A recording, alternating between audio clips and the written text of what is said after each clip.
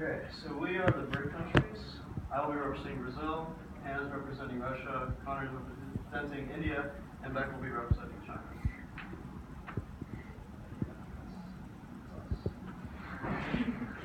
So global warming is caused by excess emission of CO2 and other greenhouse gases. And one of the main contributors of CO2, this excess CO2 being released, is deforestation, which NGOs touched on a little bit. I'm going to touch on it again. So deforestation, because of the burning process that happens when it destroys these forests, it ends up creating more CO2 that's already in excess in the atmosphere, which will negatively affect the agriculture and global climate overall. And so there are benefits to preserving these rainforests. They produce about 40% of the oxygen in Earth's atmosphere, and preserving them can help reduce the excess CO2 that's in Earth's atmosphere. So the trees can get carbon dioxide being roasted. So overall, because of the negative effects of deforestation and all these benefits that come with preserving the rainforest, Brazil is interested in having the treaty implement funding for initiatives to help save and preserve rainforests. So Russia wants to point out first and foremost that coal and oil are critical to most people's lives because they have to do with heating, cars, and electricity, and those are all things that we would fail to live without. So we want to also go into how deforestation has a major impact on CO2 emissions, which is similar with Brazil.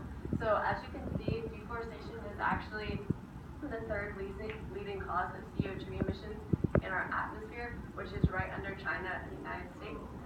So, like Brazil, we want to point out that our forestry is actually a leading contributor to the lack of CO2.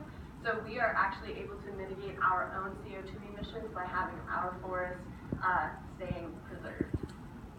And so our goal is to solve the problem of CO2 in our atmospheres by mitigating deforestation, so that way we are able to get rid of that while also impacting CO2.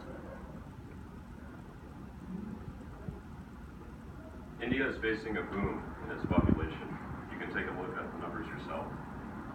However, it also has some of the lowest per capita emissions out of any country in the entire world. And this is reflected in large part by our low standard of living, which you can see in this picture. So India requires large energy growth to support its economic initiatives and to enter the first world. And it will only receive this through its dependence on coal. We've experienced low success in renewable energy sources, due in large part to limited funding. And the Indian economy is very structured on coal.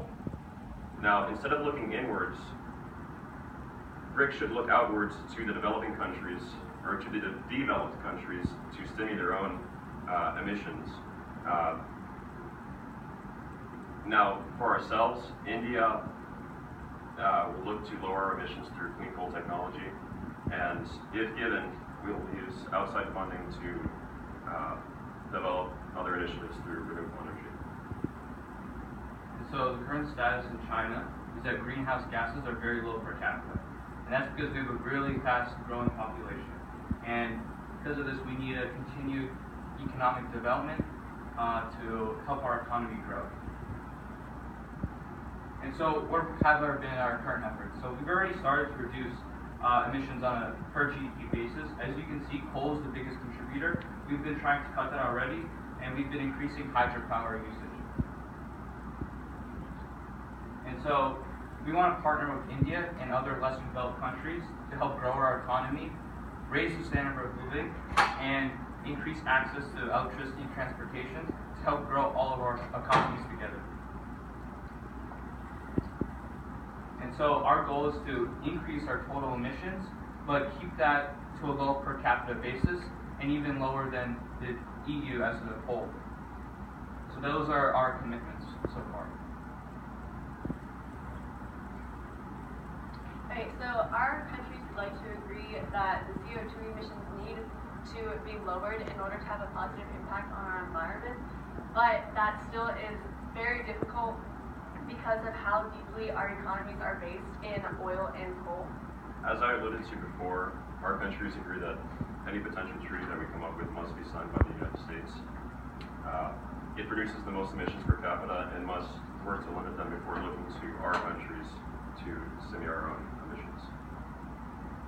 And so some of these countries want compensation for these reducing the greenhouse emissions, and we require that funds be provided to these developing countries to help them improve and reach the guidelines for CO2 emissions.